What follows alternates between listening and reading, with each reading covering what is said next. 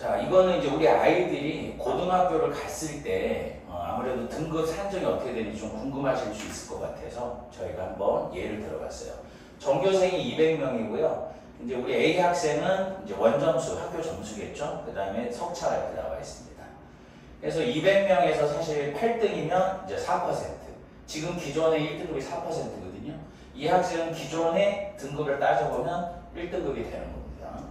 그 다음에 이 학생은 200에서 20명이니까 이 학생은 이제 10%에 들어가는 거고요. 그 다음에 이 학생은 이제 24명이니까 200명에서 24하면 한 12%. 퍼센테이지로 했을 때 그렇습니다. 그 부분을 조금 기억을 하시면 좋을 것 같아요. 자, 그래서 지금 이제 평가 방식이 이제 상대 평가는 이제 석차입니다. 등수 평가고요. 그 다음에 절대 평가는 이제 점수죠. 지금 절대 평가가 이제 영어하고 한국사가 절대 평가예요. 그래서 영어는 100점부터 90점이 1등급이고 89부터 80점이 2등급. 그 다음에 79부터 70이 3등급이에요. 그러니까 10점마다 등급이 되고요. 그 다음에 석차 등급은 아까 말씀드린 대로 4%가 이제 1등급이에요. 그쵸? 그 다음에 이제 2등급이, 그 부분은 이제 뒤에서 좀 표로 한번 보여드릴게요. 자, 이게 지금 현행 석차 등급입니다. 등수죠, 등수. 그래서 지금 이제 수능에서 국어하고 수학하고 탐구 과목은 상대평가예요. 그러니까 점수가 아니라 아이 등수죠. 그래서 4%면 등급 비율이 4% 들어가면 1등급이고 거기에 7에서 11이 이제 그러니까 5에서 11까지가 2등급이 되는 거고요. 그 다음에 12부터 23%까지 3등급, 그 다음에 40%까지가 이제 4등급이 되는 거죠. 자, 지금 이게 현행입니다. 현행 이렇고요. 자, 근데 여기 보시면 이제 이게 사실 저희 아이들한테 중요한 거거든요. 이제 우리 아이들 내신 산정이 이렇게 바뀝니다. 고등학교를 갔을 때. 지금 고등학교 1학년부터 해당이 되고 있는 거예요. 그리고 우리 아이들 여기 해당입니다. 그러니까 전에는 9등급 상대평가였다면 이제 물론 이것도 상대평가예요. 상대평가인데 이제 1등급이 10%가 1등급이 되는 거예요. 그 다음에 34%까지가 2등급이 되는 거니까 사실은 11%면 반에서 한 2, 3등이거든요. 실제로 한 20명, 24명이 봤을 때. 그런데 지금 34%는 반에서 한 6, 7등까지 2등급이 되는 거예요. 우리 아이들 등급이 들어가면. 그러니까 사실 어머님들이 지금 보셔도 알겠지만 자, 지금 9등급에서 5등급이 되면서 이 변별력이 좀 약화가 돼요. 그거는 사실은 우리 아이들의 학업에 대한 좀 부담을 줄여준다라는 어떤 목적이 사실 여기에 반영된 거라고 볼 수 있는데요. 그래서 전에 지금 고등학교 2학년, 3학년 아이들은 보통 수시로 많이 학교를 가거든요. 근데 그거는 사실은 상대평가로 해서 등급이 세분화되어 있기 때문에 입학사정관들이 선택하는 데 상당히 큰 어떤 참고 자료가 될 수 있거든요. 근데 이제 그게 지금 우리 아이들이 5등급제로 바뀌면서 조금 이 부분이 분명히 약화가 될 거라고 좀 생각을 하고 있어요. 자, 다음 페이지로 또 넘어가도록 하겠습니다. 자, 이제 절대평가는 아까도 말씀드렸지만 수능에서 영어죠. 영어고요. 자, 그 다음에 그러니까 내신에서는 절대평가가 아니고요. 내신에서는 아까 10%, 34% 이거는 좀 기억을 하셔야 돼요. 그러니까 저희가 인서울을 하려면 그러니까 통합권 경기도까지 하려면 34% 하면 들어가야 되겠다. 2등급은. 그 다음에 좋은 대학 서울에서도 좀 우리가 알고 있는 그런 대학 가려면 10% 안에 들어가야 됩니다. 그래야지 지금 현행 2등급하고 사실 똑같은 거거든요. 자, 그래서 지금 수능에서 영어가 자 지금 90점 아까 얘기한 대로 그 다음에 한국사는 50점 만점이에요. 거기서 40점까지가 이제 1등급이 되는 겁니다. 그 다음에 5점, 5점, 5점을 해서 이제 등급이 하나씩 내려간다고 보시면 되고요. 자, 그 다음에 여기 보면 이제 절대평가인데 5등급 절대평가예요.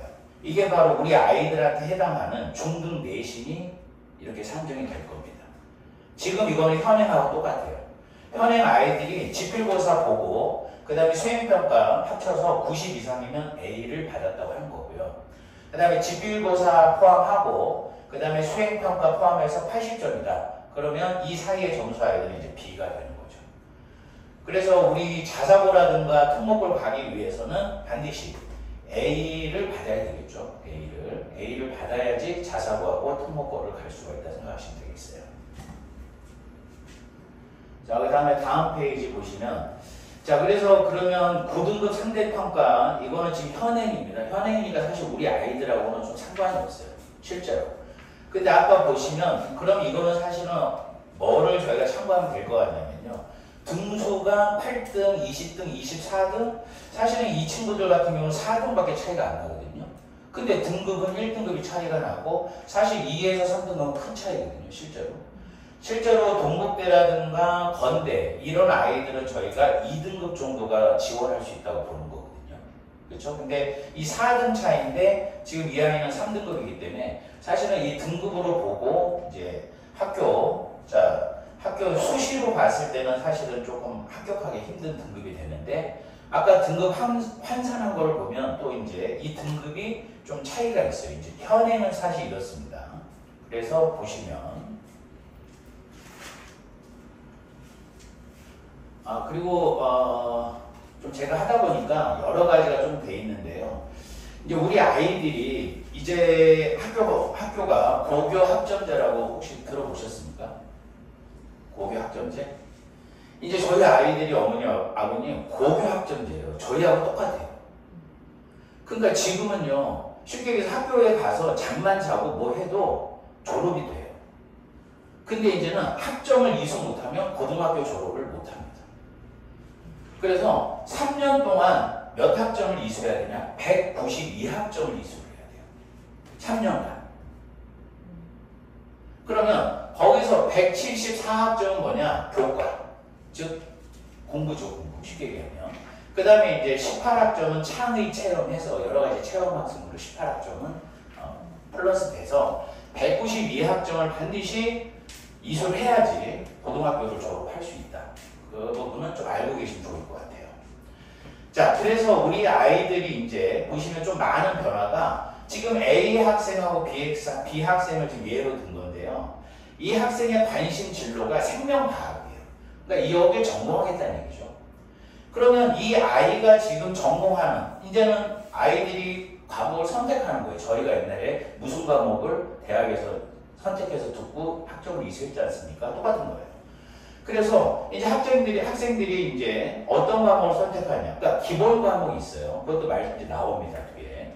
기본적으로 해야 되는 과목이 있고 아이들이 선택할 수 있는 과목이 있다는 거죠. 그러면 지금 A 학생하고 B 학생 봤을 때 어느 학생이 입학사정관이 봤을 때 이 학생이 우리 과하고 잘 맞겠다 하시는 게 조금 보이시죠? 그분이 계시죠? 바로 저희가 봐도 이 학생이죠. 보면 여기 이 부분에서 좀 차이가 있죠. 그러니까 이런 거를 이제 생각을 하셔야 돼요.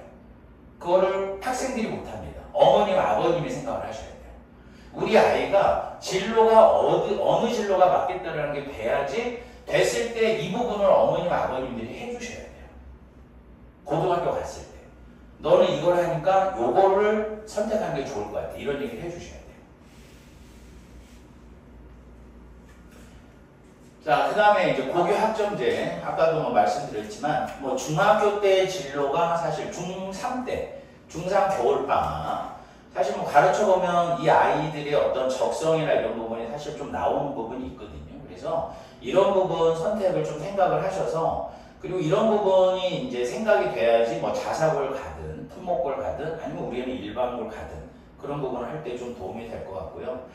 뭐 참고로 이 부분하고 상관없지만, 실제로 해보면요, 그 일반고의 한 1.5%, 1.5등급이요. 1.5등급이 자사고를 가는 한 2.2, 2.3이 나와요. 그러면 수시로 하면 2.2, 2.3 아이들이 실제로 불리합니다. 왜냐하면 전에는 자사고하고 일반고를 구분을 했단 말이에요. 근데 요새는 그거를 많이 못하게 하고 있어요, 교육부에서. 그래서 순전히 뭐로? 등급을 참고로 객관적으로 학교가 어디냐 이걸 따지지 않고, 그렇기 때문에 우리 그렇게 따지면 사실은 2.2지만 분명히 수능 성적은 좋을 거예요. 그 아이가 일반고 아이보다. 근데 중요한 건 수시에서 더 좋은 학교를 간다는 보장이 없어요. 그러면 차라리 수시 가서 2.5 이렇게 맞는 것보다 일반고 가서 1.5 맞고 1.6 맞으면 좋은 데 가거든요. 웬만하면 좋은 데 가거든요. 사실 인창도 제가 어느 정도 입지를 알고 있어요. 인창이 올해 서울대 3명 포함해서 스카이 좋은 학교 20명을 보냈어요. 거의 한 150명 정도 되고 150명 정도 되거든요. 근데 이 20명 정도가 좋은 학교를 갔다는 얘기는 그만큼 일반고도 충분히 가서 아이가 잘하면 충분히 좋은 학교를 갈 수 있다는 얘기가 될 수 있죠. 그 인창 얘기는 그냥 듣고만 흘리십시오. 거기 친구가 한 명 있어요. 행정실장이 친구여서 친구한테 들었어요. 제가 인창부터 나왔거든요. 예, 그래서 저는 그래서 제가 들은 거니까 이건 확실한 겁니다. 확실한 거고요. 자, 그래서 이제 우리 아이들이 이제 이렇게 수업을 듣게 될 거예요. 그러면 이제 이게 바뀐 거예요. 여기는 말씀드리면 고등학교 1학년 아이들이 필수를 하는 거예요. 공통적으로 하는 거예요. 그럼 이제 여기는 일반 선택도 사실은 필수 과목이라고 생각하시면 돼요. 저희 전공 필수 있었지 않습니까? 똑같은 거라고 생각하시면 돼요. 그러니까 학생이기 때문에. 자, 그래서 여기까지는 모든 학생들이 하는 과목. 그리고 이제 여기서부터 아까 그 부분이죠. 아까 저희가 잠깐 A 학생, B 학생 보여준 것처럼 지금 이제 진로 선택을 이제 여기서부터 하면서 내가 뭘 할지에 대해서 이제 조금씩 생각을 하는 거죠. 그리고 저희가 이 진로 선택이나 융합 선택을 할 때요. 다른 학교 가서 들을 수도 있어요. 학교 안에서만 해결하는 게 아니고. 왜냐면 그 학교에는 없을 수도 있거든요. B 학교에 있으면 B 학교 가서 들을 수도 있어요. 그래서 학점을 이수를 하는 거죠. 자, 그리고 그 말씀도 드려야 되겠구나. 그러면 그 학점을 이수하는 조건은 어떻게 되냐면요. 출석이 3분의 2. 그 다음에 학업 성취도가 40% 이상. 즉 학업 성취도가 40점 이상 되면 학점을 받을 수 있다는 거죠. 그 미치면 학점을 못 받고 그러면 192학점을 못 채울 수 있다는 거죠.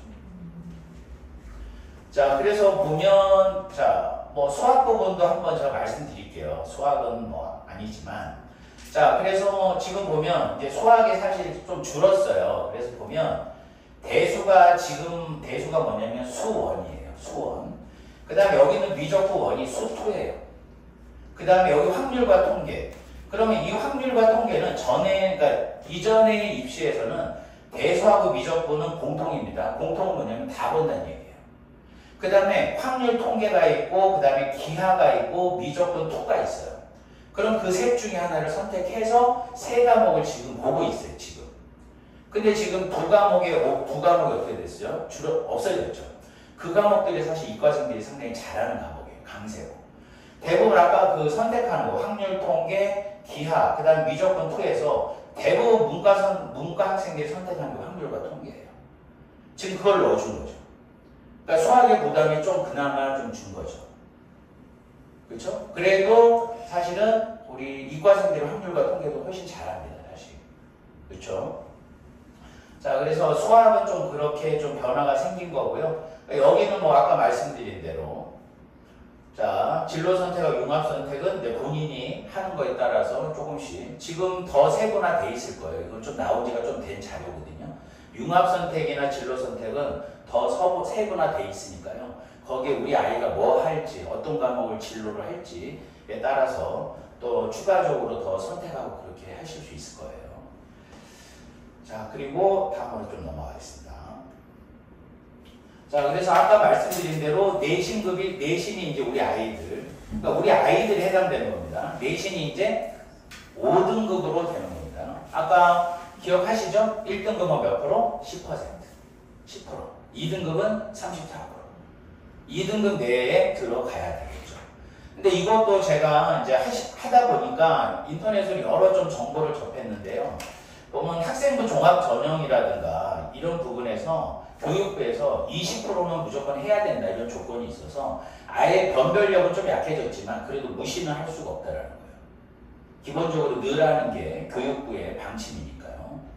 자, 그 다음 그래서 이 부분은 뭐 보시면 알겠지만 이제 전에는 사실 9등급제에서는 어느 정도 입학사정관들이 이 아이들의 등급을 보고 아이들의 어떤 우수한 정도를 분명히 좀 구분할 수가 있었거든요. 근데 지금은 이제 10%, 34%가 되면서 이제는 조금 그런 이제 변별력이나 이런 부분이 약화됐다라는 거 다시 한번 좀 말씀드릴 수가 있을 것 같아요. 자, 그 다음에 이제 개편안인데요. 요건 좀 잘못됐어요. 그러니까 현행은 석차도 나오고 과목평균, 표준편차 이렇게 나왔어요. 근데 지금 우리 아이들은 석차는 안 나옵니다.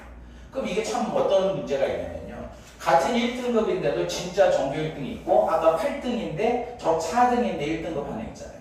그럼 사실 그것도 구분을 합니다. 입학 사정관들. 같은 1등급이라고 다 같이 보는 게 아니죠. 근데 현행은 이제 어떻습니까? 그게 없어져요. 그러니까 그냥 10% 안에 들어가야 되는 거예요. 그냥 1등급만 나온다는 거죠. 얘가 뭐 8%의 1등급 이렇게 나오는 게 아니에요. 그러니까 전에는 그 등급에서도 분명히 세분화돼서 아이들이 입학하는데 그것이 자료로 쓰였어요. 근데 이제 그게 불가능하다. 자, 그 다음에 과목평균은 지금 이제 앞으로도 계속 나옵니다. 그 다음에 이 표준편차인데가 표준편차가 안 나오는데요. 그럼 사실은 이거는 어떤 참고 자료냐면요. 그 대학에서 입학 사정관들이 그 고등학교의 수준을 참고할 때 이걸 씁니다. 그러니까 자사 같은 경우는 과목 평균이 높아요. 공부를 잘하니까요. 그리고 표준 편차도 작습니다. 거기에 거의 분포되어 있어요. 그럼 입학 사정관들이 이 학교 공부 잘하는 학교구나. 그러면 같은 조건이면 점수를 더 줘요. 근데 이제 표준 편차 나오지 않습니다. 표준 편차가 나오지 않기 때문에 그 학교 수준도 이제는 조금 교육부 입장에서는 학교 수준 자사고나 이런 거 아이들 좀 유리한 거를 조금씩은 일반고 아이들하고 어떤 형평성을 좀 맞추려고 하는 거죠. 자, 그래서 과목 평균. 그리고 사실 우리 아이들이 학교 갔을 때 어머님, 자, 그 학교 수업 문제가 너무 쉬우면 학교에 전화를 하셔야 돼요. 너무 쉬우면.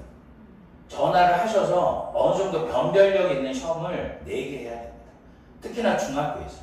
애들이 90점 이상 쉽게 맞거든요. 조금 공부하면. 그러니까 아이들이 사실 그 아이들 갑자기 고등학교 가서 막 10시 더 막, 고등학교 가면 정말로 치열하거든요. 아이들을 잡기가 힘들어요. 그러면 사실 중학교 시험 문제가 쉽다 그러면 제가 봤을 때는 이제 고등학교도 마찬가지지만 어머님들이 전화 한 통 하시는 거 되게 중요해요. 너무 시험 문제가 쉬운 거 아니에요? 이렇게 하면 분명히 그걸 무시할 수가 없어요. 선생님들. 그래서 그런 부분들을 어머님들이 조금 신경 써주시면 결국은 여기 있는 학교를 다니거나 그럴 수 있는데 그러면 우리 아이들이 알게 모르게 좀 혜택을 볼 수가 있어요. 이 학교 시험 문제도 나름 수준이 있고 그러니까 그리고 이 사실 표준 편차도 안 나오긴 하지만 좀 노력하면 또 이렇게 볼 수 있는 방법이 있지만 어쨌든 지금 현행은 이렇습니다. 이제 앞으로죠, 앞으로. 자, 그래서 우리 아까 24등이었는데 20등으로 지금 급하게 바꿨어요. 이게 보니까 왜냐면 자, 아까 몇 퍼센트까지 1등급이라고 했죠, 어머니? 10%. 그러니까 지금 맞춘 거예요, 일부러 지금. 그러니까 1등도 1등급, 8등도 1등급, 20등도 1등급이잖아요. 근데 그전에는 어땠다고요? 얘는 2등급에 가까운 1등급이에요. 그러니까 1등급이지만 2등급에 가까운 애라는 거죠. 얘는 자, 3등급인데, 그러니까 2등급이지만 3등급에 가까운 2등급이었어요. 그러니까 이것도 입학 사정관이 참고를 했다라는 거예요. 얘는 진짜 1이네. 얘는 2에 가까운 1이네. 그게 분명히 입학 사정관들은 그런 부분도 참고합니다. 근데 지금은 어떻습니까? 없어요. 그쵸? 그러니까 결론은 뭐냐? 10% 안에 들어가야 된다.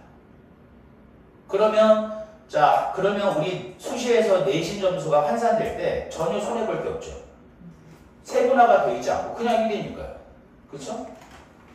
그래서 11%에서 2등급 되면 얼마나 억울합니까? 왜? 11에서 34%가 2등급이 들어가는데 학교에서는 얘가 34의 2등급인지 대학에서 모르니까 이왕이면 1등급을 좀 선호하는 거 당연한 얘기지만요.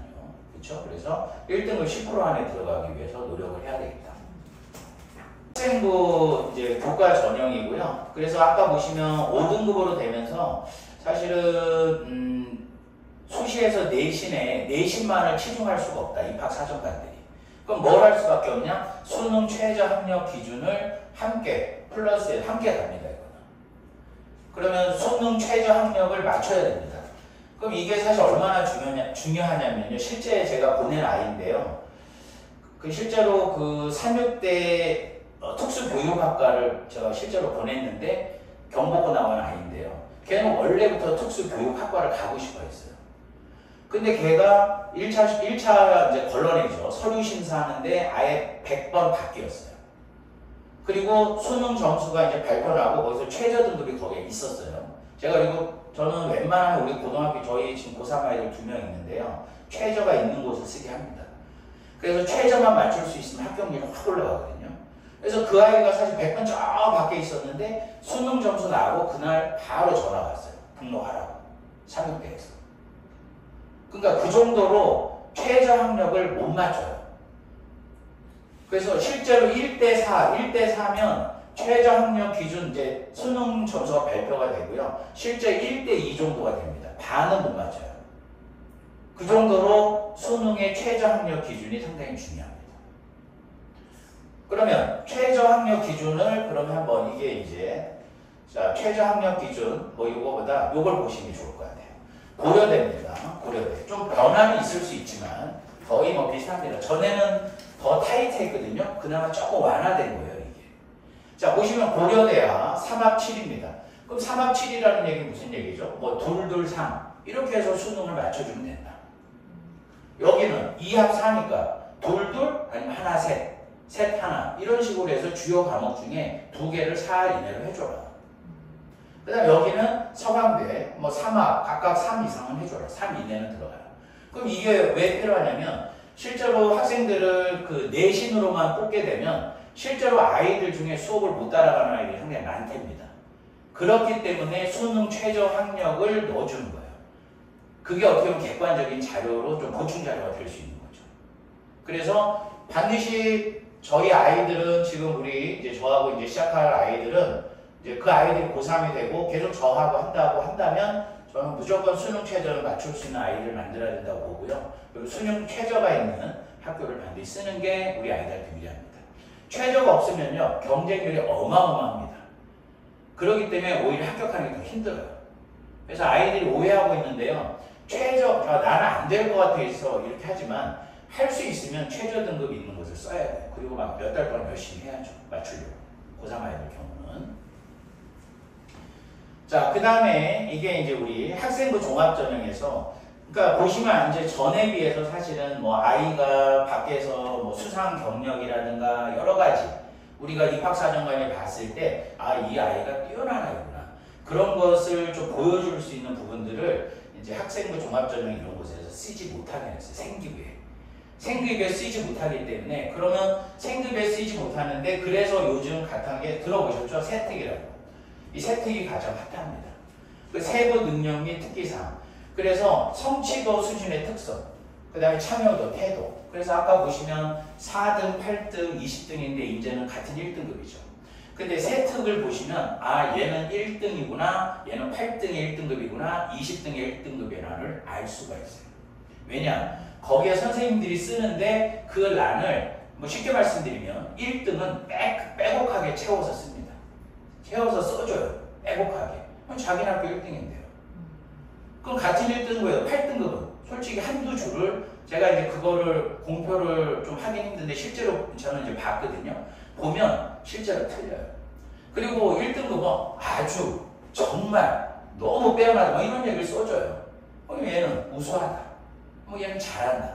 이렇게 해서 얼마든지 입학사정관들이 봤을 때 아 얘 잘하는 애구나. 이 선생님이 얘 잘하는 애구나. 그거를 표현을 다 저기에 거기에 해줄 수 있는 게 지금 이거예요. 왜냐면 외부에서 받은 뭐 성적이라든가 상이라든가 이런 걸 기재를 못하거든요. 그러면 선생님들 입장에서 우리 아이들을 해줄 수 있는 건 뭐냐? 세특이에요. 그래서 세특을 잘 써줄 수 있는, 잘 써줄 수 있도록 또 어머님들이 알고 계셔야 돼요. 그래야지 사실 선생님한테 우리의 세특을 알고 계셔야지 우리의 세특 좀 잘 선생님 부탁드리고 이렇게 얘기를 해야지 아무것도 모르면 그냥 놔두면 안 되잖아요. 사실 어떻게 쓸지 모르는데. 그렇죠? 그래서 아주 중요한 게 세특입니다. 세특하고 제가 봤을 때 우리 입시에서 중요한 게 바로 수능, 세특. 이제 내신에서는 세특이 상당히 중요하다 이렇게 생각이 들어요. 자, 이제 우리 아이들이 이제 선택형이 없어요. 그러니까 선택형이 없다는 얘기는 과목을 정해줬다는 얘기예요. 선택형이 전에는 이제 선택형 제가 좀 이따 뭐 보여드릴 수 있는데요. 전에는 아까 보시면 수원, 수투, 그 다음에 확률 통계, 아까 그랬죠? 확률 통계가 있었고요. 그 다음에 기하가 있었고 미적분 2가 있었어요. 그럼 셋 중에 하나 선택하면 대부분 아까 확률 통계는 문과 아이들이 선택하고 기하하고 미적분 2는 이과 아이들이 선택을 한다고 했죠. 그러면 그 선택에 따라서 어떤 과목을 선택한 애들이 좀 입시에서 실제로 유리하고 했어요. 그렇기 때문에 그거를 없애고자 선택형 없애고 그냥 통합수능 하자. 공통대로 정해진 과목을 시험 봐라. 그러면 어떤 과목을 선택함으로 해서 생길 수 있는 유불리가 없어질 수 있다는 거죠. 그래서 우리 아이들은 이렇게 수능이 진행이 됩니다. 선택형 없이. 자, 그러면 이것도 자 한번 보시면 자 이런 얘기예요. 전에는 이제 우리 아까 수학 얘기했지만 전에는 이 두 과목은 다 봐요. 문이과. 그 다음 이 중에 선택하는 거였어요. 근데 이제는 어떻게 됩니까? 대수, 미적분일, 확률과 통계 정했어요. 여기서만 봐야 돼요. 이것도 아이들이 사실 미적분, 기하, 이과 애들이 잘하고 강한 분야거든요. 그러니까 약간 문과 애들, 그러니까 학업을 좀 부담을 좀 줄여주게 되는 거죠. 그렇죠? 그래서 국어도 마찬가지예요. 독서, 문학은 공통이었어요. 그리고 이 중에 또 선택을 해서 세 과목을 봤던 거예요. 수능에서. 근데 지금은 자 정해졌어요. 이거 해라. 이렇게 정해진 거예요. 그 다음에 영어, 한국사는 뭐 자, 그 다음에 이제 얘는 이제 별로 변화된 게 없어서 더 말씀드리기보다 요 부분이 중요합니다. 통합사회, 통합과학이 중요해요. 그러면 통합사회, 통합과학이 뭐냐? 1학년 때 배우는 사회, 1학년 때 배우는 과학으로 수능을 내겠다는 얘기예요. 그러니까 통합이라는 게 뭐냐? 통합사회가 1학년 때 배우는 사회예요. 2학년, 3학년 때 배우는 사회가 아니에요.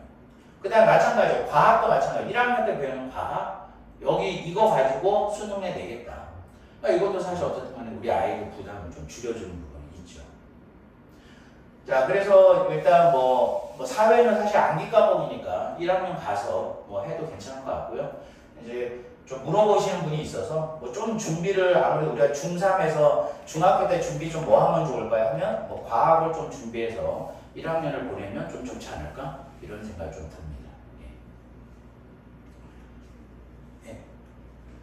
자, 수능 평가 방식은 이제 똑같습니다. 기존하고 똑같아요. 그러니까 아까 우리 내신은 5등급 상대평가였는데요. 이 수능 평가 방식은 그대로 가기 때문에 이 아이의 변별력은 살아있다 이거죠. 내신은 9에서 5로 갔으니까 변별력이 줄었고, 자, 그거에 반해서 수능 평가 방식은 그대로니까 변별력이 여기서는 살아있다 이거죠. 그러니까 이 부분의 공부를 해야 된다. 그렇죠? 아까 수능은 제가 말씀드렸으니까 수학은 다음으로 한번 넘어가겠습니다. 자, 그래서 정시가 이제 수능 위주로 시험을 보는 거죠. 정시가. 그래서 이게 이제 실제로 지방이 아니라 서울 소재 대학을 지금 한번 나타낸 겁니다. 나타냈을 때 실제로 정시, 수능 위주가 40%예요. 그러니까 100명에 40%니까 많이 높아졌죠. 전에는 한 24 뭐 이랬었어요. 근데 많이 높아진 거죠. 많이 높아진 거고, 이제 학생부 교과 전형이 15%인데요. 이 아이 이제 내신 위주하고 아까 얘기한 이 부분이 중요할 거예요. 그렇죠? 내신의 변별이 약화됐다? 그럼 수능 최저 맞춰줘야 되겠죠. 그 다음에 학생부 종합 전형에서 아까 제가 말씀드린 게 뭐 있었죠? 세특. 여기서 세특이 중요하다. 세특이 좌우합니다, 본인. 학생부 종합 전형에서는. 그리고 32%면 상당히 많은 비중 아니겠어요? 여기서 세특이 상당히 중요합니다. 세특을 잘 받는 아이가 대학을 잘 갑니다. 학생부 종합 전형에서. 그 다음에 논술 실기. 뭐 실기는 뭐 미술, 음악. 그 다음에 논술은 사실은 좀 없어진다는 얘기가 있었지만 없어지지는 않을 것 같고요. 논술도 수능 최저. 그래서 여기 보시면 15, 12, 60 하면 거의 67%인데 합치면 결국은 수능이 관여가 된다 이런 얘기죠. 그렇죠? 자, 학생부 종합 전형을 제외하고, 그래서 학생부 종합 전형에서는 말씀드린 대로 세특, 세부사항 및 특기사항 이 부분을 아버님들이 신경을 좀 써주시면 좋을 것 같다. 네. 자, 그리고 아까 말씀드렸다시피 이제 요게 통합사회 1학년 사회, 1학년 과학 이해하셨죠? 아, 통합사회, 1학년 사회. 통합과학, 1학년 과학. 이거 공부하면 된다는 거죠. 그렇죠? 자, 그 다음에 그래서 고1 사회, 그러니까 고1에 배운 사회와 과학으로 수능 시험 보겠다 이런 얘기니까 충분히 우리 아이들이 1학년 때 잘 해놓으면, 고1 때 잘 해놓으면 조금 고3 가서 다른 과목에 좀 공부를 할 수 있겠죠. 과학 잘 해놓으면. 자, 수능 반영 비율 아까 이제 실제로 직접적인 반응은 40이고요. 아까 12, 15에서 27에서 67%. 결국 이제 저의 사실 마인드인데 저는 사실 수능이 상당히 중요하다. 특히나 우리가 사실 공부 잘하는 학교하고 저희가 딱 비교를 해봤을 때 보통 내신이 같은 내신이어도 저희가 수능이 약하단 말이죠. 근데 그 부분을 저희는 깨야 된다 이런 얘기죠. 그러니까 가급적이면 수능하고 내신의 등급이 같은 등급이면 본인이 원하는 대학을 갈 수 있다 이거예요. 하나라도 처지면 좀 운이 따라야 돼요. 그리고 그때는 좀 복잡해지죠. 여러 가지 생각을 해야 되고요. 자, 수능 영어 절대평가. 이거 사실 오해하시면 안 되는데요. 아까 수능 최저 등급 있지 않습니까? 그래서 영어에서 1, 2를 꼭 가져가셔야 돼요. 영어에서 1 가면 정말 수능 최저 등급 맞추기가 수월해지죠. 그리고 실제로 90점 이상 맞는 아이들은 실제로 퍼센트를 내면 4%가 훨씬 많아요. 그러니까 우리 아이들이 재학 중에 고등학교 3학년 아이가 수학을 시험 봐서 4% 안에 들어간다? 이거 실제로 거의 어렵습니다. 불가능해요. 재수하고 이런 아이들이 훨씬 더 많은 비중을 차지해요. 거기에서 이 수능에서 영어가 절대평가이기 때문에 80점까지 2등급이지 않습니까? 그러니까 2등급을 맞춰주는 훈련이 돼야 된다는 거죠. 언제? 중3 때까지 해야 됩니다. 중3 때 고등학교 1학년 모의고사 봤을 때 90 이상 나오게 해야 돼요. 그러니까 1년 먼저. 저희 지금 오산고 제가 사실 외부 강의를 나가다가 작년에 여기 초등부 선생님 그만두면서 거길 그만둬서 영어를 일로 들으러 오는 애가 있어요. 저 이태원에 있는 오산고등학교라고 했거든요. 보강도. 그러니까 그 아이를 제가 예비 중학교 1학년부터 거기서 한 거예요. 그래서 요번에 우리 초등부 애들 수업하는데 걔가 전화를 했어요. 선생님 요번에 영어 전교 2등 했다고. 애들이 들었어요. 그래서 들었는데요. 근데 제가 왜 그 말씀을 드리냐면 그 아이를 제가 6학년 때부터 차곡차곡 한 거예요. 차곡차곡. 그러니까 이게 사실은 갑자기 중학교 2학년에 신입생 받고 중3 신입생 받으면 사실 제가 할 수 있는 어떤 역할이 좀 한정이 돼요. 솔직히. 그걸 갑자기 올리는 것도. 그래서 우리 아이들 차분하게 좀 발전 과정을 보면서 이제 지금 우리 고등학교 잘하는 아이처럼 만들고 싶다 이런 얘기죠.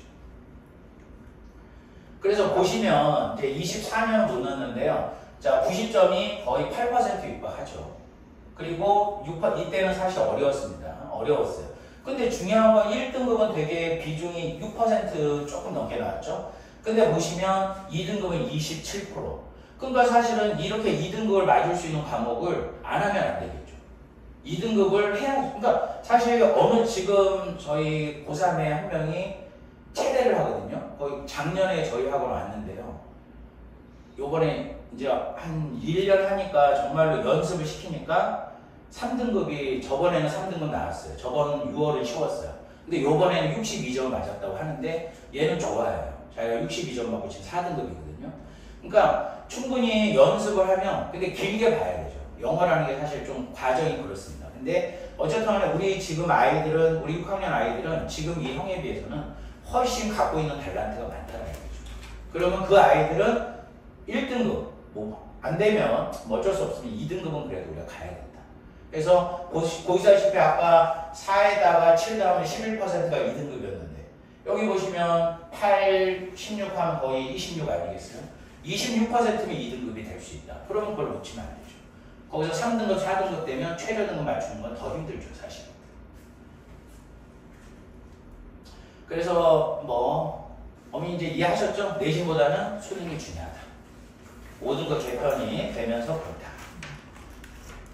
자, 내신 수능 모두 다 10% 이내 하고 수능도 열심히 하는 거 당연할 것 같고요. 자, 이제 우리 중등의 이제 과정 평가 항목을 한번 넣어봤어요. 지금은 자유학기제라고 해서요. 1학기 때 시험을 보든 2학기 때 시험을 보든 중학교 1학년이 시험을 반드시 봅니다. 그리고 중학교 1학년 내신이 안 들어간다 이런 얘기가 있지만 자사고나 특목고를 가기 위해서는 1학년도 시험을 잘 봐야 돼요. 1학년 시험도. 그래서 중간고사, 기말고사 다 보게 되면 합산해서 이제 수행평가까지 하면 이제 100점이 맞춰지는 거죠. 그래서 또 어떤 학교는 중간 안 보고 동명이 이제 한 번 볼 때가 있어요. 중간하고 기말고 보면 50, 50 뭐 이런 식으로 좀 또 반영이 될 수 있을 거예요. 자, 그래서 대부분은 일반적으로 이렇습니다. 그래서 사실은 중요한 게 수행평가죠. 아까 보시다시피 40점 또 50점. 그러니까 우리 아이가 학교 시험 보는데 막 너무 잘 봤어요. 근데 B가 나왔어요. 89점. 그 얘기는 어디서 문제가 생긴 겁니까? 수능 평가, 그러니까 수행 평가에서 문제가 생긴 거죠, 아이가. 보통 수행 평가는요, 기본 점수가 있어요. 기본 점수가 10점 만점이면 한 8점 뭐 이렇게 줍니다. 그거 뭐 사실 나쁘지 않죠. 근데 기본 점수를 못 받을 때가 있어요. 언제일까요? 안 냈을 때. 그러니까 안 내면은 기본 점수도 없어요. 그래서 보면 학교에서 이제 이 알림이 있잖아요. 거기에 보면 그게 나와요, 스케줄이. 그러니까 그 스케줄을 좀 참고하셔서 그 안 내는 상황이 벌어지지 않게. 그러면은 점수를 못 받을 수도 있어요. 그리고 저는 어차피 영어 학원이니까요. 이 과정 평가에서는 이제 라이팅이 있는데 이 라이팅에 대한 전략을 일단 한번 말씀드리고요. 그 다음에 제가 가장 중요시 생각하는 건 바로 듣기 평가입니다. 듣기 평가는 기본 점수가 없어요. 수행 평가. 왜냐하면 이제 지금 인창중학교 우리 인창중 동명 여중 아이들이 다니고 있는데요. 실제로 이제 20문제를 봅니다. 듣기에서. 그럼 하나가 0.5점이에요. 그럼 20문제 다 맞으면 10점이에요. 그럼 10개 맞으면 5점이에요. 그러니까 최저 점수가 안 되죠. 아까 쓰기나 뭐 이런 내는 거, 제출형. 제출형은 기본적으로 8점 정도 주거든요. 4개만 해도. 근데 이제 그런 듣기평가. 그리고 사실은 듣기평가는 왜 중요하게 생각하냐면요. 바로 수능이죠. 수능에 3, 4점이 듣기평가인데요. 듣기평가 34점을 안 맞는 1등급은 없어요. 한 2등급만, 근데 요새요. 듣기가 많이 어려워졌어요. 실제로. 그래서 저희는 듣기평가를 수업 시간에 넣는 건 좀 무리가 솔직히 있고요. 여러 이제 이따 저희 뭐 할 거를 좀 보여드리겠지만. 그래서 저희는 지금 우리 중학교 2학년, 3학년 아이들은 제가 방학 2달 동안은 듣기평가를 넣습니다. 듣기평가를 2달 동안 시키면 그 다음에 시험 보지 않습니까? 시험 보면 제일 확실하게 반응이 오는 게 바로 듣기평가 특강이에요. 듣기평가를 하게 되면 아이들이 그거에 대한 효과는 제일 확실하게 사실 듣기평가예요. 뭐 라이팅이나 이런 건 좀 한계가 있죠. 근데 듣기평가는 좀 효과가 있더라고요, 실제로. 자, 그 다음에 그래서 저희가 이제 해보니까 국영수 A 학생들이 한 20% 반에 한 20% 이 정도 되고요. 그 다음에 과사 하면은 A가 한 15%. 근데 이거는 사실은 또 어떤 때 또 첫 문제 쉬울 때도 있고 하는 변동성은 있지만 저희가 저 정도 비율이라고 보시면 되고요. 이제 전과목 A면 뭐 특목고 자사고 지원권이고요. 자, 그래서 특목고 자사고는 사실 성적으로만 하시면 안 되고요. 우리 아이가 성향을 좀 보셔야 됩니다. 너무 스트레스 받는 아이면 사실은 안 보내는 게 좋습니다. 학업에 대한 스트레스가 많은 아이면 안 보내는 게 사실 좋습니다. 아까 말씀드린 대로 이제는 교육부에서 자사고하고 일반고, 특목고의 구분을 할 수 있는 걸 없애려고 하고 있죠. 그렇죠? 아까 우리 내신 5등급에서도 이제 자사고하고 특목고하고 아까 표준 편차이는 없앴지 않습니까? 그러니까 그런 부분 생각하고 그리고 어쨌든 간에 한 2등급 정도 되면 인서울 하거든요. 일반고에서도. 인서울 하고 2등급이면 그래도 조금 아는 데를 가요. 3등급이면 좀 이제 경기도, 통화권이라고 그러죠. 그렇게 가니까 그런 부분 참고하시고 이제 이런 부분은 이제 이제 중2나 중3 될 때 이제 생각하시면 담임선생님하고 상담하고 뭐 저한테도 한번 전화 주시고 이렇게 해서 상담하는 게 좋아요. 아이가 할 수 있다. 하는 아이 할 수 있는 애가 있어요. 보면. 몇 년만 해보면 얘는 할 수 있을 것 같아요. 근데 안 되는 아이는 사실 보내면 안 됩니다. 오히려 역효과 나죠. 예, 저희 이제 얘기인데요. 수준별 반 편성하고요. 이제 정규반 2개 반 저희 이제 레벨 테스트 통해서 2개 반 정하고요. 그 다음에 클리닉 반은 이제 앞으로 해서 2개 반 하는데 좀 더 힘들어한다. 그러면 클리닉 반도 편성해서 조금 이렇게 제가 수업하기보다는 옆에 보조 선생님이 첨삭 지도해 주면서 자세하게 과외처럼 설명해 줄 수 있게 좀 진행을 하려고 해서 어머님, 아버님들이 A였는데 B로 가고 이런 거에 절대로 아이한테 뭐라고 하시면 안 됩니다. 그게 좋아요. B인데 애를 A로 계속 끌고 가면 장기적으로는 아이한테 좋은 게 아닙니다. 그러니까 올라가는 건 칭찬해 주시고 내려가는 건 그냥 모른 척 해주시면 가장 좋을 것 같아요. 근데 제가 말씀을 드리겠죠. 혹시나 반의 변동이 생기면. 그러면 그냥 참고만 하고 하시면 좋을 것 같아요. 예. 그래서 문법은 이제 교재 2권을 나가기를 생각을 했어요. 왜냐면 문제를 어떻게 하면 많이 풀릴까? 그래서 제가 서점을 나가서 우리 중학교 1학년 아이들 할 책들을 문법을 봤는데요. 중학교 1학년 문법 책들이 다 출판사마다 너무 틀려요. 가르치는 내용이. 그래서 교재 2권 나가는 걸 하긴 하는데요. 한 권을 라이팅, 쓰기 교재를 나가는 거로 이제 좀 대체를 하려고 합니다. 문법 배웠고, 그럼 그 문법에 대해서 한번 쓰기를 하는 거고요. 그 다음에 이제 러닝 다이어리에서 이제 수업한 내용 정리하고 영작하기 할 수 있는 거 이제 다음 페이지에 제가 넣어놨고요. 독해는, 제가 독해는 하면 잘합니다. 이거는, 자, 그 다음에 어휘는 사실 단어장 어휘도 중요한데 해보면, 아니, 단어를 2번, 3번 할 때도 몰라요. 그래서 제일 중요한 건 뭐냐, 문장에서, 이 문법도 사실 문장으로 문제 나오잖아요. 그러면 거기 어휘, 그 다음에 독해에서 나온 어휘도 또 한 번 공부를 하게 시키는데, 그래서 이제 멘토 선생님, 우리 보조 선생님이죠. 보조 선생님을 이제 8월부터 함께 하기로 했습니다. 그래서 함께 하기 때문에 그 선생님이 이런 부분까지 제가 다 하면 할 수는 있는데, 제가 애들한테 화를 낼 수가 있어요. 너무 혼자 여러 개를 하면. 그러니까 분산시키는 게 좋죠. 그래서 이 선생님이 이걸 하고요. 그 다음에 중등 수행평가에서 디테이션. 이거는 정말로 제가 호주에서 공부하면서 이거 좋다. 호주에서 공부할 때 TV로 뉴스를 틀어주거든요. 그럼 거기 스크립이 있는데 거기에 이제 블랭크가 있죠. 그럼 거기 채우면서 공부를 하고 했거든요. 그게 정말 좋았던 것 같아요. 제가 봤을 때. 그래서 저희는 디테이션 합니다. 빈칸 채우기를 시키고요. 그 다음에 실전풀이 합니다. 보통 순서가 실전풀이 하고, 야, 여기는 이 단어 들리지? 그러니까 답이 이거야. 이렇게 저도 초반에 그렇게 가르쳤었어요. 근데 그거보다는 실제로 우리 아이들이 학교 내신도 공부하고 시험 보잖아요. 똑같이, 자, 우리 디테이션에서 빈칸 채우고, 그 다음 이렇게 하면 아이들이 정말로 덜 지루합니다. 왜냐면 본인들이 영어 집어넣어야 되거든요. 안 되면 제가 한글로 쓰라고 해요. 한글로. 그러니까 알면 영어로 쓰고, 모르면 한글로라 적어라. 이렇게 하거든요. 그러고 이제 2번, 3번 들려줄 때 그때 빨리빨리 문장, 단어 완성하면 집중도가 훨씬 틀려집니다. 듣기 잘못하면 되게 졸려요. 되게 졸리거든요. 근데 디테이션 하면 훨씬 그런 부분이 줄어들 수가 있습니다. 그래서 이게 이제 제가 정말 이걸 요번에 만들었는데요. 얼마나 고민을 많이 하겠습니까? 우리 애들한테 우리 뭘 한번 해줘볼까? 해서 배운 내용, 이게 지금 칸이 어쩔 수 없이 여기 한 페이지 넣다 보니까 이렇게 했는데 여기 넓습니다. 넓으면 배운 문법 내용 본인이 한번 해보는 거예요. 요새는 플립 러닝이라고 해서 그 학교들이 학생이 직접 뭐 가르치는 훈련도 하고 하는데요. 그 수업을 고등학교 가면 진짜로 많이 해요.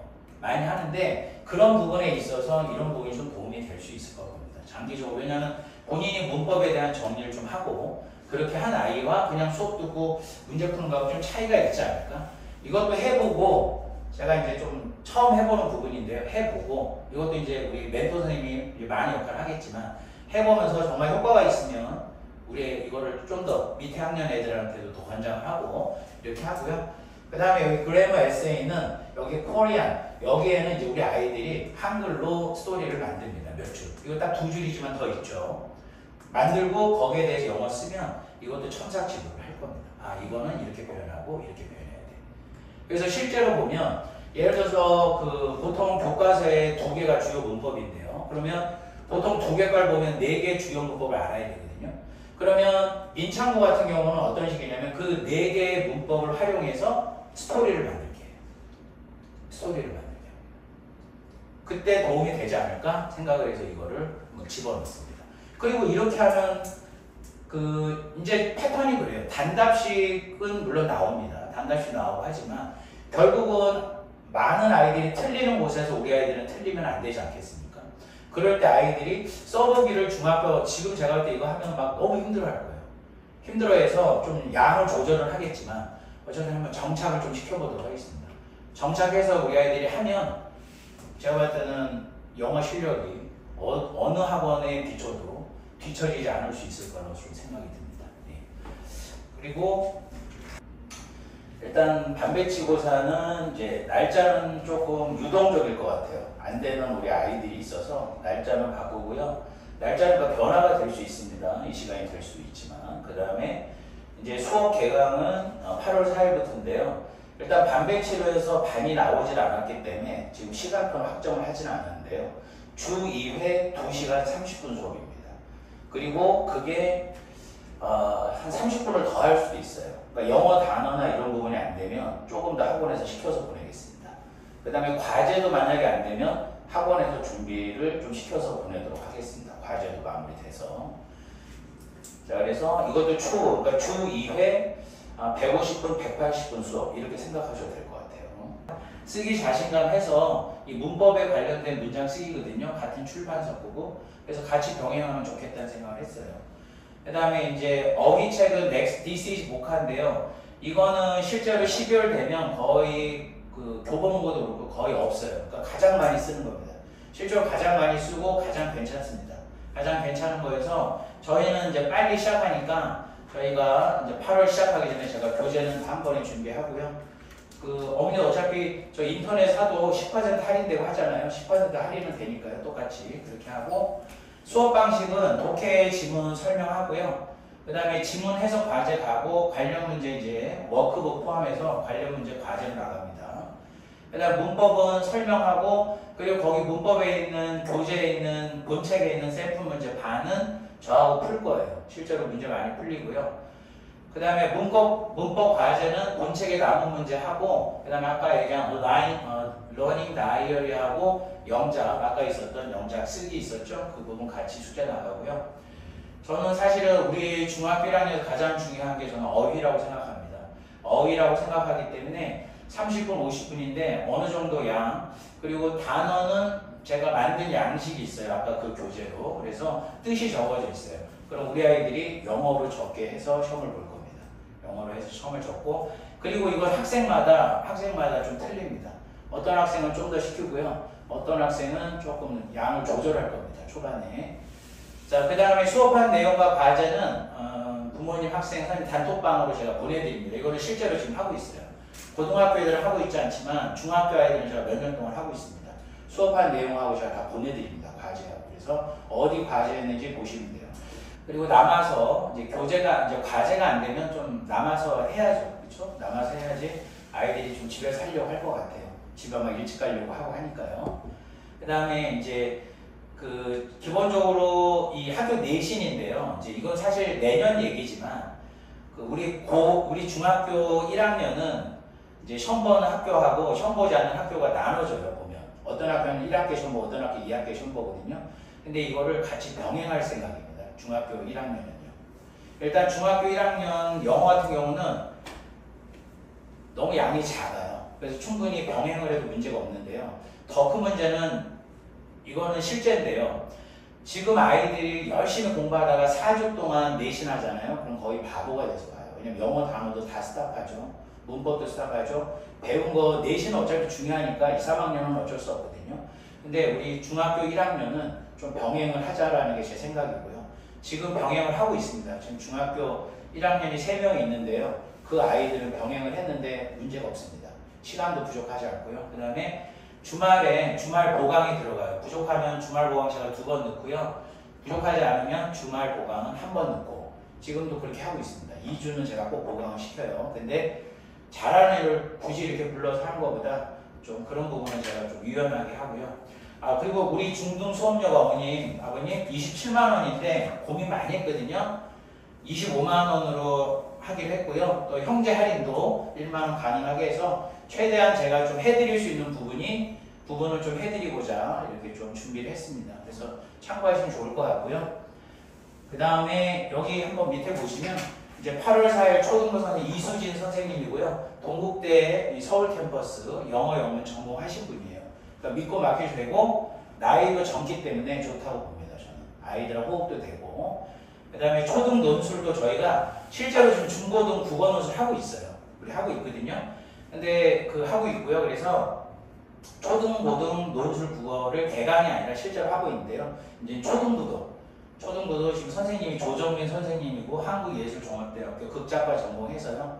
상당히 잘하시는 분이 이번에 새로 또 초빙을 했어요. 초빙을 좀 해서 하고 그 다음 멘토 선생님 이제 김민재 선생님 연세대학교 신촌 캠퍼스 사회복지학과에 재학 중인 학생이 23학번 학생 해서 이번에 이제 저희가 이렇게 해서 좀 다변화시켜서 제가 혼자 하기보다 여러 선생님이 같이 하고, 그리고 이 멘토 선생님은 저희가 좀 더 필요하다, 아이들이 는다 그러면 멘토 선생님 얼마든지 더 채용해서 좀 부족함 없이 좀 하려고 생각을 하고 있습니다. 그리고 뭐 지금 선생님들이 뭐 변동이 있을 수도 있겠죠. 뭐 8월 4일인데 뭐 갑자기 하지만 지금 선생님들하고 면접 다 하고 일단 이 선생님들하고 함께 하기로 다 약속하고 진행하기로 했으니까요. 이렇게 해서 우리 아이들이 영어 같은 경우는 뭐 정말로 좀 수업 부분이나 이런 부분에서 뭐 제가 솔직히 수업 부분은 뒤지지 않을 자신은 있고요. 다른 부분 좀 부족한 부분이 있는 걸 좀 계속 해나가면서 좀 채워나가도록 하겠습니다. 예. 오늘 저기 너무 나와주셔서 너무 감사드립니다. 예. 예. 궁금하신 거 있으세요? 네. 예. 이거 네. 주 2회 하게 되면 네. 요일이나 이런 건 어떻게? 아, 요일하고 이게 지금 못 정하는 게요. 수학도 다니고 하고 하잖아요. 그러니까 이거를 무슨 요일, 몇 시 이걸 정할 수가 없더라고요. 네. 그래서 이 부분은 다 할 수 있게 제가 수업을 좀 조정하려고 합니다. 그러면 어떤 경우가 생길 수 있냐면요. 토요일 날 수업을 해야 될 수도 있어요. 평일 한 번, 주말 한 번. 이렇게 갈 수도 있는데 그거는 이제 그게 그럴 수 있다는 얘기죠.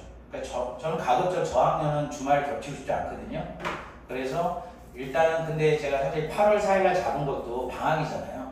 좀 아침 일찍이라도 해서 좀 평일 날 수업을 흡수할 수 있도록 좀 그렇게 하겠습니다. 그리고 제가 이제 초등부 수업은 이제 안 하기 때문에 시간이 좀 여유가 있습니다. 여유가 있어서 다들 좀 시간이 안 겹치면 지금 고등학교 아이들도 수학이나 이런 부분이 있으면 제가 다 해줘요. 시간표를 제가 잘 그냥 바꿔줍니다. 왜냐하면 나는 이렇게 할 테니까 너 저렇게 하는 것보다 그냥 내가 다 해줘요. 그게 뭐 저도 그냥 좋을 것 같아요. 그래서 시간표는 겹치지 않게 하는데 일단 반배치고사를 봐야 돼요. 그래야지 A반 인원 몇 명인지 보고 통화해서 무슨 요일 괜찮다 하면 그 요일로 이제 해야죠. 예, 그래서 이 시간표는 그래서 말씀드릴 수 있는 건 겹치지 않게 하겠다. 예, 그렇게 제가 말씀드릴 수 있을 것 같아요. 예. 그러면 7월까지는 지금 초등부 수업 그렇죠. 동일하게 하고 네. 반배치 끝나면 8월부터는 중학교 수업으로 그렇죠. 바뀌고. 네, 주 2회 수업으로 바뀌고요. 그 다음에 저희가 이제 제가 톡으로 이제 보내드리려고 했는데 30, 31일, 8월 1일이 학원 방학이에요. 그래서 8월 4일이 되는 거예요. 8월 4일이 월요일부터 이제 그 주부터 시작한다 이런 개념이죠. 예. 사실 주 3회는 생각 없으세요? 주 3회는 그거는 사실은 힘들 수가 있어요. 그거는 왜냐면 사실은 그 실제로 적응하는 좀 적응기가 필요합니다. 실제로 해보면 적응기가 필요해요. 그래서 일단은 주 2회를 하고 이제 뭐 부족한 부분이 있다 하면 주 3회도 생각해 볼 필요가 있지만 그거보다는 차라리 주 2회에서 조금 길게 한번 하는 거를 먼저 하고 사실 하루를 빼는 거는 현실적으로 좀 다른 과목들이 겹칠 수가 있기 때문에 그거는 제가 좀 확답드리기 힘든데 그래서 방학에는 주 3회가 되는 거예요. 방학에는 특강이 들어가지 않습니까? 특강 들어가면 주 3회가 될 거예요. 방학에. 근데 학교 다닐 때는 주 2회로 가고 요번도 방학이지만 방학이 사실 짧잖아요. 짧고 8월 4일이면 한 2주, 3주가 안 될 것 같아요. 계약하는 날하고. 그동안에 사실 좀 아이들이 적응을 해야 될 거예요. 근데 분명히 쉽지 않을 거예요.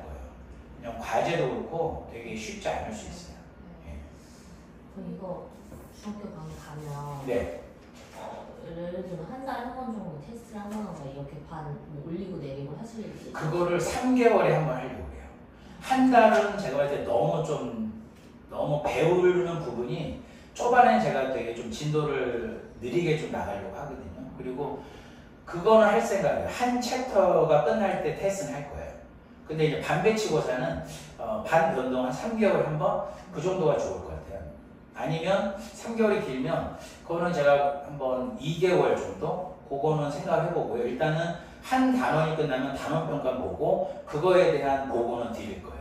근데 그거에 대한 건 반 변동은 아니고 지금 어머니께서 말씀하신 부분은 할 수 있으면 2달, 3개월이 너무 길 수도 있고 만약에 3개월이면 또 진도 차이도 날 수도 있으니까 한 2개월 정도 해서 반편성고사를 다시 이제 반배치고사를 다시 한번 보는 거를 생각하는데요. 일단 우리 아이들은 문법 위주로 시험을 볼 거거든요. 한 챕터 끝날 때마다 거기에 대한 단원 평가를 볼 거예요.